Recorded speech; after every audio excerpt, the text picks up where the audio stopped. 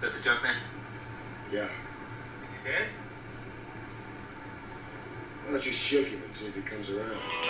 Salut les amis, une fois n'est pas coutume, on va parler d'un film que j'adore, je sais, j'ai déjà dit ça plein de fois, mais celui-là occupe une place un peu spéciale, celui d'une bonne grosse Madeleine de Proust que je consomme régulièrement et qui malgré ses 40 ans d'âge reste délicieuse.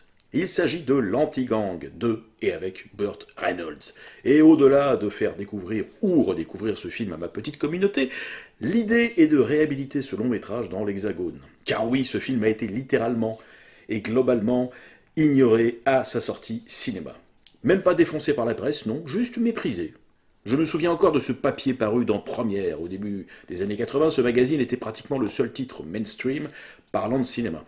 Et qui d'évidence montrait une chose, le journaliste n'avait pas vu le film dont il parlait.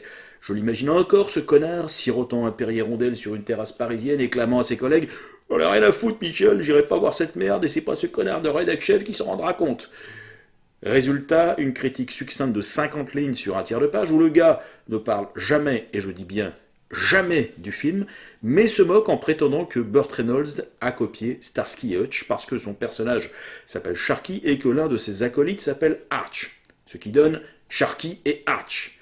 Le gars est du coup content de lui et ne donne pas vraiment d'avis sur le film. La prudence est toujours de mise quand on n'a pas été faire son boulot, même si entre les lignes on devine largement le mépris. Et pourquoi ce mépris global sur le territoire français? Parce que Burt Reynolds, non seulement il n'a jamais eu la carte, je vous rappelle qu'en 1981 Clint Eastwood ne l'a pas non plus et ne l'obtiendra que 10 ans plus tard en France, mais en plus il est estampillé ringard. Pensez donc, ce côté plouc des États sudistes, trop Amérique profonde pour Télérama, cette pilosité pectorale trop fière et pire que tout, cette moustache totalement has-been.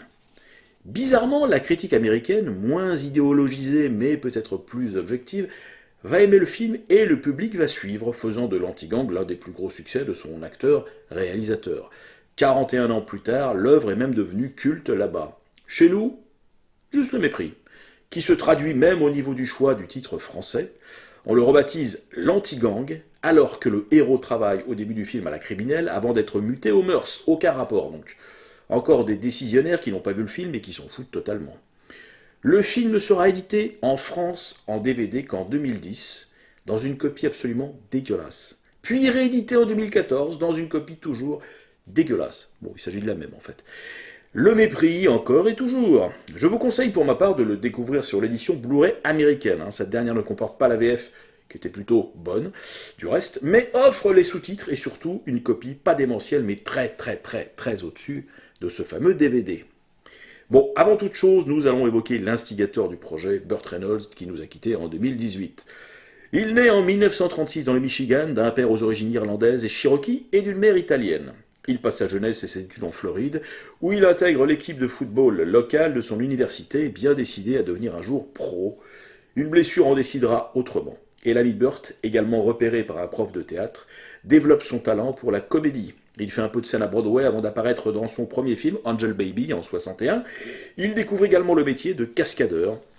S'en suivent quelques apparitions dans quelques petits films à petit budget et diverses séries télé. Il obtient le rôle principal de l'une d'entre elles, Nighthawk, en 1966. Bon, qui ne durera pas très longtemps, faut bien le dire. La même année, sur les conseils de son ami Clint Eastwood, qui vient d'achever la trilogie du Dollar de Léon, il part tourner un western spaghetti sous la direction de Sergio Corbucci, Navarro Joe. Bon, pas génial par ailleurs, il faut bien le dire. Malgré une distribution sur le territoire américain via la United Artists, le film va bider. 3 ans plus tard, il tourne dans un autre western, Les Sans-Fusils de Tom Grease. Il n'y est que 3e rôle derrière Jim Brown et Raquel Welch, mais le film fait un très joli score. Il s'agit d'ailleurs pour info d'un excellent petit film nerveux, violent et porté par une sublime partition de Jerry Goldsmith, dont je ne résiste pas à l'envie de vous faire écouter l'intro.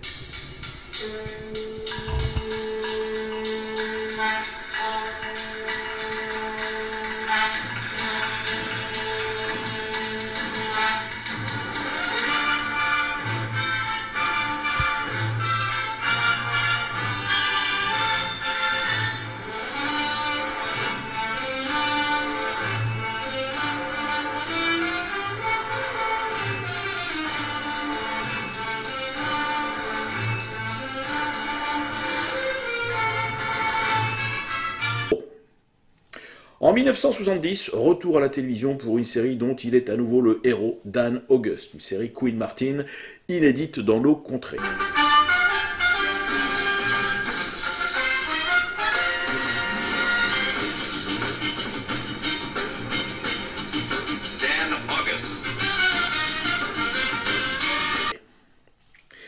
C'est l'année 1972, particulièrement riche pour lui, qui va le propulser au rang de star. Le Délivrance de John Boorman va changer la donne et montrer au public sa vraie palette d'acteurs.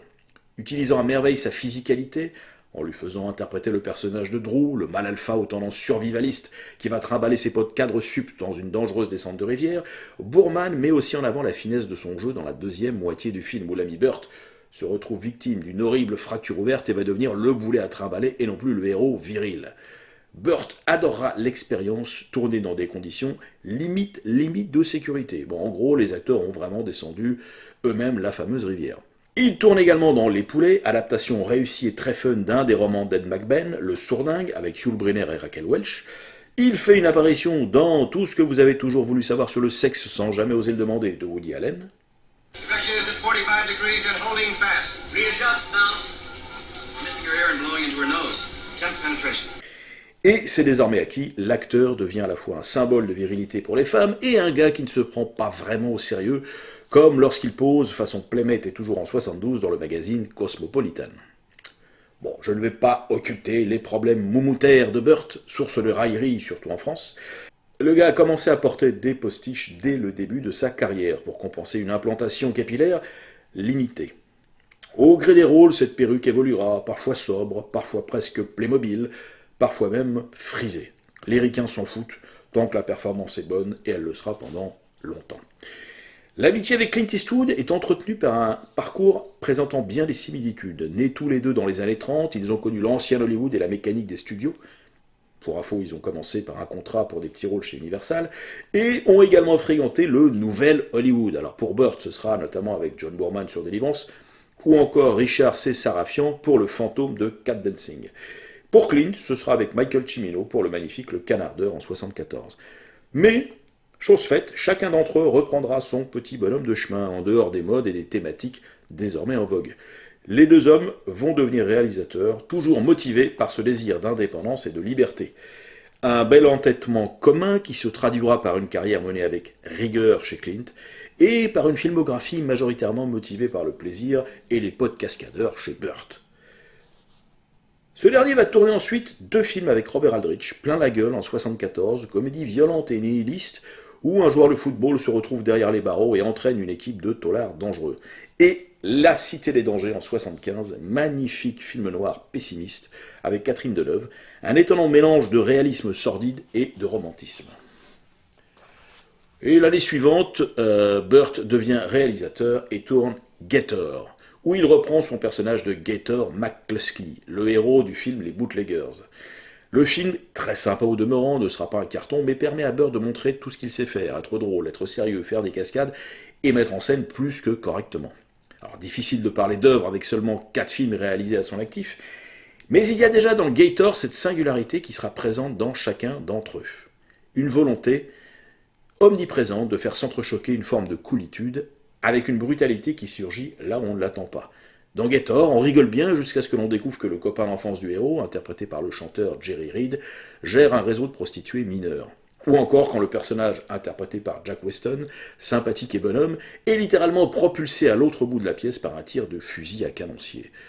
Ce choc des ambiances se poursuit dans sa seconde réalisation, une comédie très noire, The End en français, Suicidez-moi, docteur, dans laquelle il se découvre atteint d'un mal incurable et tente d'en finir. N'y arrivant pas, il confie la mission à un tiers, l'acteur comique Tom DeLuise. Alors le film est plutôt raté, mais couillu en termes de choix de sujet, pas vraiment calibré pour faire venir le grand public. L'anti-gang sera l'apogée de cette politique des contrastes, conférant au film une ambiance atypique qui le rend unique. On y reviendra tout à l'heure. Entre 78 et 82, Burt va devenir roi du box-office avec des films réalisés par son pote cascadeur Al Needham. Courra après moi shérif en 77, Hooper, La fureur du danger en français en 78, Tu fais pas le poids shérif, et bien sûr Cannonball en 81 qui sera suivi de 2 séquelles pas fameuses. Bon, pas des chefs-d'œuvre dans l'ensemble, mais plutôt des films populaires alliant action, comédie et Amérique profonde. Hooper sort toutefois du lot avec son histoire douce amère de cascadeur vieillissant, joué par Burt, confronté à la jeune relève. Alors que Burt est à cette époque une star absolue aux States, le public français n'accroche pas. Pas vraiment motivé du reste par une critique qui conchit en permanence l'individu jugé trop plouc. Seuls 2 de ses films ont dépassé le million d'entrées dans l'Hexagone. Délivrance en 72 et Cannonball en 80. Tout le reste de sa filmo tourne autour de 30 000 à 350 000 billets vendus au mieux. Étonnant pour un acteur dont l'amour du public américain est de la même veine que celui du public français pour Belmondo. Ils aiment son charisme, ce sourire en coin, le fait qu'il effectue des cascades et qu'il ne se prenne jamais au sérieux. Lorsque Clint Eastwood connaît son plus gros succès en 1978 avec Doux, dur et dingue, sa première comédie, Burt lui envoie un télégramme. Et oui, on envoyait les télégrammes à l'époque. Alors Clint, on chasse sur mes terres? Puisque c'est comme ça, je vais faire un Dirty Harry à Atlanta. Bon, il est vrai que le film d'Eastwood est un film redneck assumé, campagnard, plein de bagarres, de chapeaux de cow-boy et de musique country. La menace humoristique de faire un Dirty Harry à Atlanta n'est pas tout à fait innocente. Burt vient de recevoir le bouquin Sharky's Machine de William Deal, qui l'a écrit en pensant à lui dans le rôle du héros. Burt achète les droits du livre et commence à envisager l'adaptation cinéma. Gérald DiPego en écrira le scénario. En ce tout début des années 80, il fonde sa boîte de production, Deliverance Film, et propose justement à John Boorman de réaliser le long métrage. Dans ce dernier, très occupé par la post-production de son Excalibur, décline. Burt décide de s'y coller. Et avec soin. Ce sera son bébé, son film le plus personnel, celui avec lequel il peut montrer enfin son côté sérieux, tout en restant cool. Le pitch. Bon alors, Sharky, inspecteur à la brigade criminelle, est muté à la brigade des mœurs suite à une bavure. Découvrant sur un carnet oublié dans leurs locaux par un proxénète haut de gamme les noms et adresses de call girls de luxe, Sharky et ses nouveaux collègues décident de mettre sur écoute et de surveiller ces dernières et leurs clients. Ils vont rapidement devoir se confronter aux mafieux à la tête de ce réseau de prostitution, un certain Victor qui n'hésite pas à supprimer l'une des jeunes femmes travaillant pour lui, est devenue trop gênante. Dès l'ouverture du film, sur le logo d'Orion Pictures, une intro musicale annonce un pur thriller tendu et angoissant.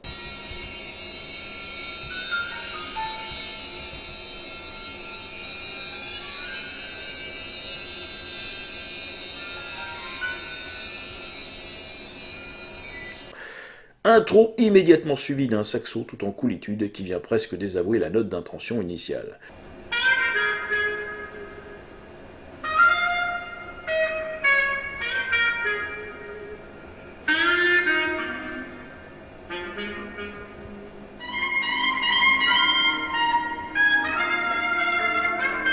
Un mélange des genres, une cohabitation de styles qui va faire tout le sel du long métrage.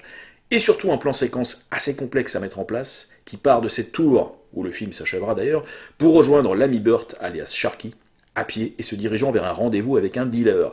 Le tout sur une version inédite de Street Life de Randy Crawford, morceau parfaitement choisi par Snuff Garrett, grand producteur des années 60-70 et responsable de la supervision musicale du film. La BO est une géniale compilation de morceaux de jazz, de funk, de blues. Une approche similaire à celle que Tarantino utilise pour tous ses films. D'ailleurs, il utilisera également Street Life dans Jackie Brown.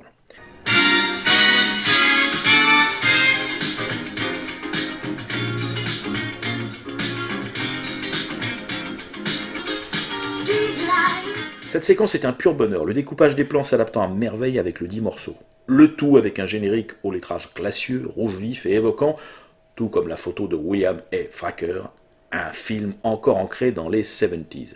Burt Reynolds se donne visiblement du mal pour notre plus grand plaisir. La scène de la bavure où le piège tendu à un dealer foire à cause de Smiley, l'un des collègues de Sharky, est un petit modèle du genre et l'un des seuls moments pouvant éventuellement évoquer Dirty Harry, non pas à cause de ce qu'on y voit, mais à cause de ce qu'on y entend, ces fameuses déflagrations outrancières de gros flingues.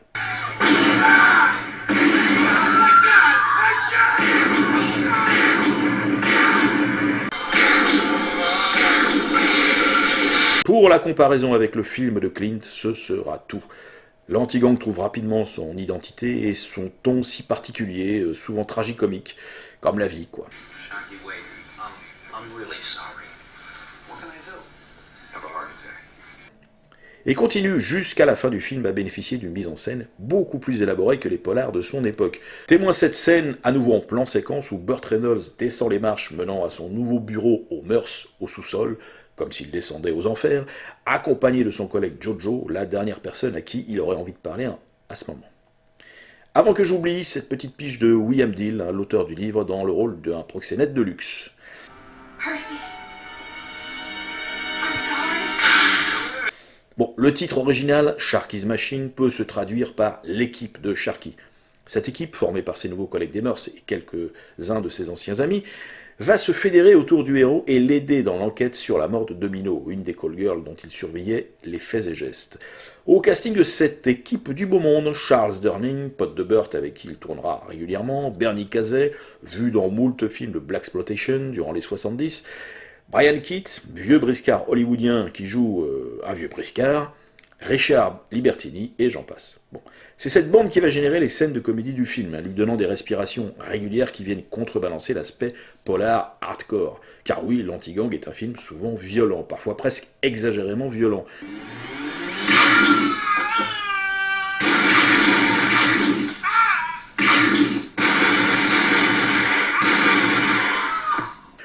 Si visuellement il affiche une patte 70s indéniable, il profite de la nouvelle permissivité de ce début des années 80 et se lâche dans la représentation de la brutalité. Ce grâce au tueur psychopathe interprété par Henry Silva. Flingueur pour son frère Victor et farci de drogue jusqu'à la moelle, ce dernier, à la fois pathétique et dangereux, et filmé par Burt Reynolds comme une figure quasi fantastique. Un fantôme insaisissable que personne ne voit entrer ni sortir. Dans la VO, l'un des personnages évoque un vampire, dans la VF, carrément un zombie. Totalement en roue libre mais hautement jouissif, Henry Silva nous offre une prestation totalement what the fuck que n'aurait pas renié Nicolas Cage.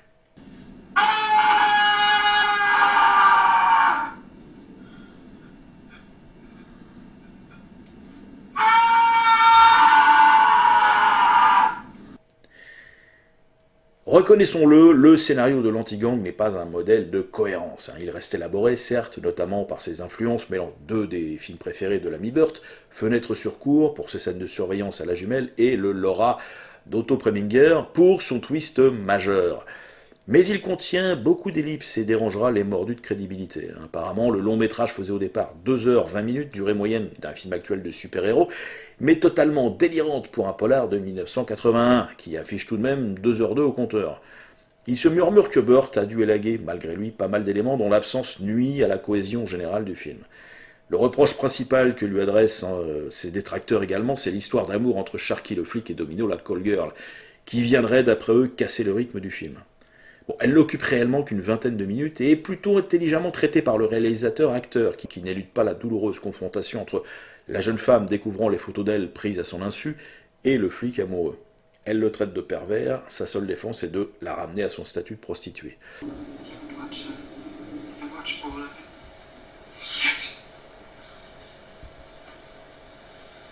How many other people have set you up sometimes? Did you enjoy watching Miss Sharkey? Get off of that! Why? Does it bother you? Does it make you feel like some pathetic peeping Tom? Hmm? Bitch. Don't make me call you what you really are. So he bought you and then what? He didn't buy me! Oh, I'm waiting on a librarian! A nun! A school teacher! I'm a dancer, not you! I'm a dancer! Ah, put your fucking lights out! I know you're gonna hit me, right? I bet you enjoy hitting people, Sharkey. Sometimes, yeah. Bon, son vrai défaut, en fait, c'est un traitement en fait trop rapide qui dessert sa crédibilité. Car autant on ne peut douter de la capacité de Burt à tomber amoureux de Rachel Ward, la plus belle femme du monde en 1981, Oh yeah?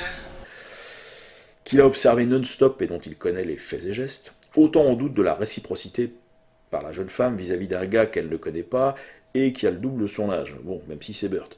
L'ellipse magique a donc lieu et la belle se réveille après la violente dispute de la veille, comme si de rien n'était, et embrasse son nouvel homme. Ces défauts sont-ils dérangeants en soi? Bon, pas le moins du monde. Ici, on parle plaisir et le but de Burt, c'est dur à dire ça, le but de Burt est de nous enfiler à tous les étages. Comme un certain Tarantino. Dans Inglourious Basterds, son œuvre la plus mal aimée d'une certaine critique française, l'ami Quentin alignait les scènes marquantes que nous connaissons aujourd'hui par cœur, 13 ans plus tard, au détriment du liant de son scénario. Le plaisir étant également son maître mot. On avait souvent l'impression dans son film de rejoindre à chaque fois les Bastards au milieu de scènes entamées, comme si il nous avait systématiquement précédés. Et il y a de ça dans l'Anti-Gang, cette impression que la Sharky's Machine mène son enquête sans nous, en faisant le point de temps en temps. Anyway, I found out that our shooter has a bad habit, the junkie. Now, a body went down last month. That puts him in town at the same time the other hook got blown away. Can I say something? Was shot at close range with a Silence 22. Just one shot each. Can I say They're something? shooting You something. shut up. I'd say the same man killed all three. Nobody ever sees him come in or go out. May I speak now? Jesus Christ, speak. Don't even dumb. Hero made his print. No shit. Carlos Corelli, alias Calcerelli, alias Billy Storm. He's 45 years old. I didn't see it. I don't care. Donc oui, les défauts de l'Anti-Gang sont totalement écrasés par la générosité de Burt, qui donne tout ce qu'il a, quitte à frôler le grotesque. Lorsque son personnage se pointe chez Victor, le grand méchant du film, pour lui révéler que Domino, censée avoir été assassinée par ses soins, est en fait vivante, sorry pour le spoil, hein, bon, ça va, on n'est pas non plus chez Shyamalan, ça peut s'apparenter à de la crétinerie absolue, puisqu'il grille, ce faisant, son atout majeur. Certes, mais on sent bien que Burt souhaitait coûte que coûte s'offrir un face-à-face avec Gassman, un acteur qu'il admirait. Alors ça donne une confrontation tendue où Vittorio joue du tremblement oculaire comme personne. She's alive.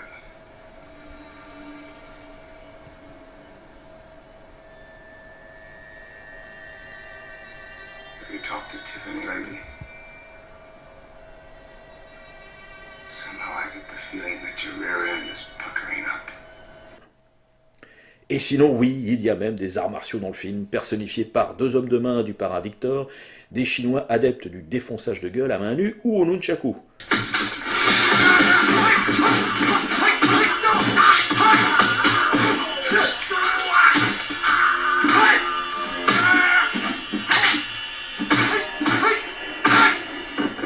L'un d'entre eux est d'ailleurs interprété par Dan Innocento, ami et collaborateur de Bruce Lee. Alors, pourquoi la présence d'arts martiaux dans un polar urbain ? Eh ben, putain, parce que c'est cool, merde. Burt glisse également des allusions à la philosophie zen, dont le personnage Arch, joué par Bernie Casey, est un adepte, et pousse le bouchon un peu loin, prêtant au personnage la faculté, bon, c'est lui qui le raconte, de minimiser son champ d'énergie jusqu'à disparaître face à un ennemi dangereux. And he had a 3.57 in his hand. He was ranting and raving, man. I thought he was gonna kill me. I thought, God, when I died right here. What'd you do? Well, I looked down the barrel of that gun and I thought, oh shit. So I had to cease to exist. Do you know what I mean? I wasn't there. I pulled my antenna in and I just minimized my force field. I disappeared. You disappeared? Yeah, I wasn't there. I gave him nothing. He felt nothing from me. No hostility, no animosity. Bon, tout ceci finit par faire de l'Anti-Gang un film vraiment à part dans l'univers du polar. À la fois humoristique, d'ailleurs cette affiche américaine laisse d'ailleurs carrément présager une pure comédie, sérieux, parfois à la lisière du fantastique et violent. D'ailleurs, à ce sujet, Burt, en bon réal masochiste, s'offre une longue séquence de torture à base de doigts coupés, dont l'impact émotionnel n'a rien à envier à celle perpétrée sur les parties génitales de Daniel Craig dans le Casino Royale.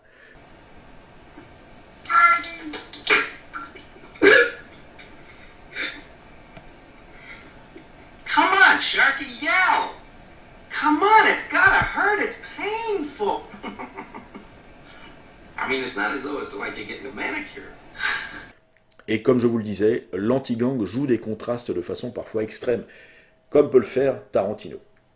En témoigne cette scène où le personnage de Bernie Casey, plombé de 4 balles et agonisant, arrive à être drôle.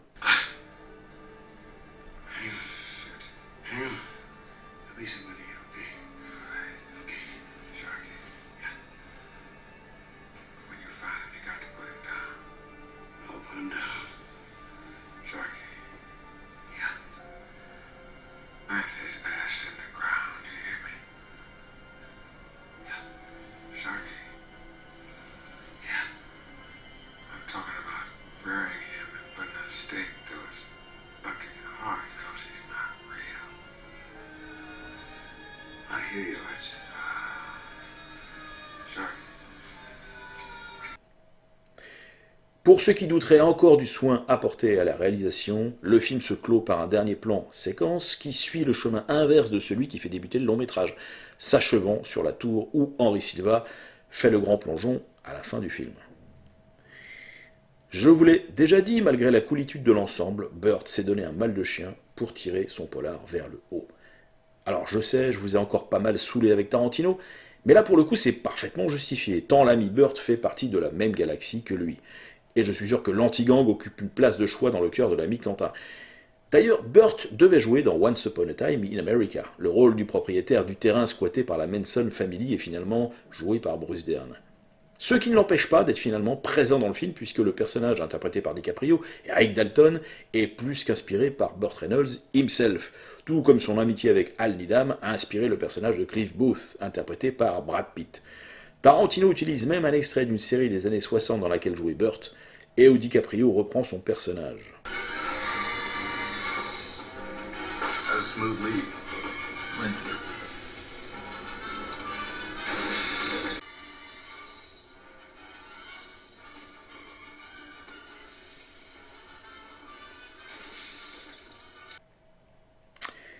Bon, concernant Burt, après être revenu en grande forme dans le Boogie Nights de Paul Thomas Anderson, en 97, Burt, même s'il n'a jamais cessé de bosser, a essentiellement enchaîné les DTV merdeux façon Steven Seagal pendant plus de 20 ans.